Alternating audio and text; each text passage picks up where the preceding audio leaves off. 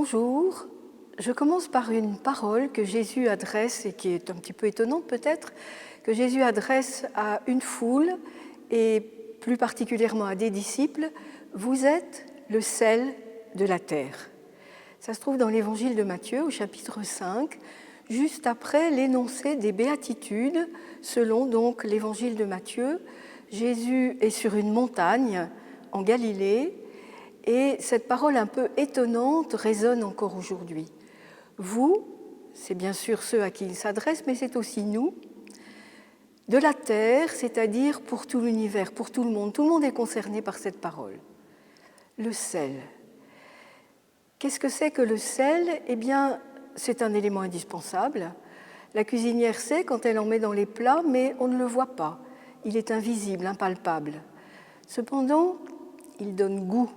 Il donne saveur, il va relever tous les aliments dans lesquels il est mélangé. Et puis le sel, c'est aussi quelque chose qui permet de conserver. À l'époque où l'on n'a pas encore les réfrigérateurs que nous avons aujourd'hui, eh bien avec le sel, on va conserver les viandes, les poissons, les laitages pour en faire des fromages. Et cette idée de conservation va entrer dans l'idée, donc plutôt spirituelle, dans l'idée de la durabilité. Et l'on a quelques paroles qui sont tirées de l'Écriture, notamment dans le livre du Lévitique. Il y a ceci au chapitre 2, c'est le verset 13. « Tu saleras toute oblation que tu offriras, et tu ne manqueras pas de mettre sur ton oblation le sel de l'alliance de ton Dieu. » Donc il y a un lien que le Seigneur fait. Il s'agit ici d'oblations végétales, de galettes ou de petits gâteaux que l'on a confectionnés. Il y a ici un lien donc entre le sel qui va conserver et l'alliance. Un peu plus loin, dans le livre des Nombres, au chapitre 18, c'est principalement le verset 19. « Tous les prélèvements que les Israélites font pour le Seigneur, je te les donne, c'est en vertu d'un décret perpétuel. » C'est là une alliance éternelle par le sel devant le Seigneur, pour toi et pour toute ta descendance avec toi. Et encore plus précis, dans le deuxième livre des Chroniques, au chapitre 13, « Ne savez-vous pas que le Seigneur, le Dieu d'Israël, a donné pour toujours à David la royauté sur Israël.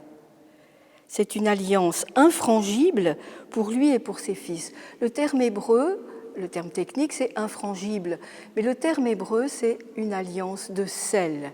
Et voilà que ce que peuvent comprendre les disciples qui se sont approchés de Jésus sur cette montagne, c'est qu'ils vont être savoureux, ils doivent être savoureux pour la terre, pour le monde. Ils doivent être aussi durables, c'est-à-dire c'est quelque chose qui va alimenter toute leur vie et rejaillir sur les personnes à qui ils porteront cette alliance. Et c'est aussi une alliance éternelle. Alliance éternelle, évidemment, c'est un terme qui, a priori, n'existe pas. Lorsque l'on prend un contrat, lorsqu'on rédige une alliance dans l'Antiquité, mais encore aujourd'hui, cela ne dure que jusqu'à la mort de l'un des contractants.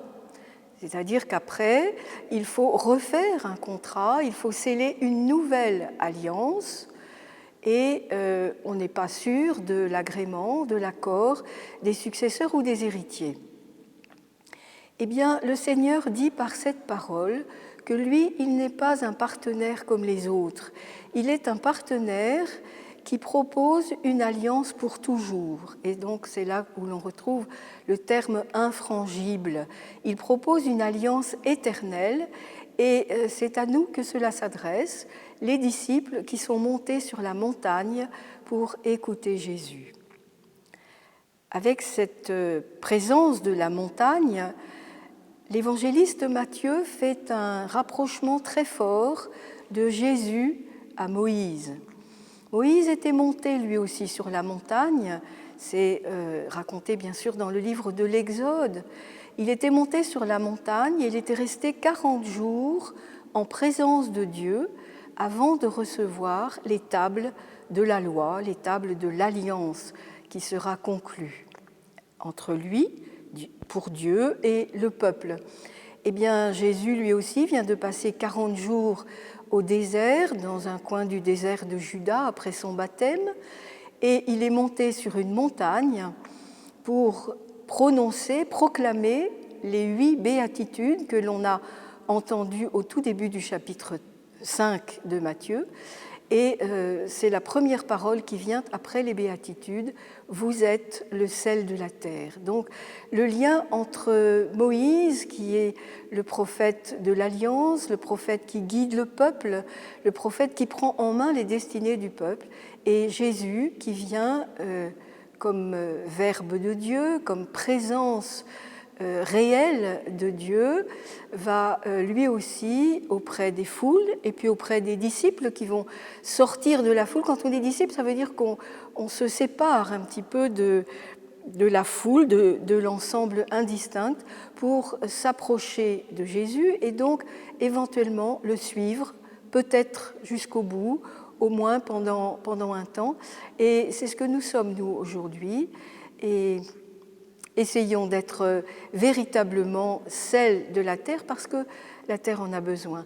La terre a besoin de cette saveur, la terre a besoin de cette durabilité et la terre a besoin de cette alliance éternelle qu'elle peut contracter, qu'elle peut conclure avec le Seigneur Dieu.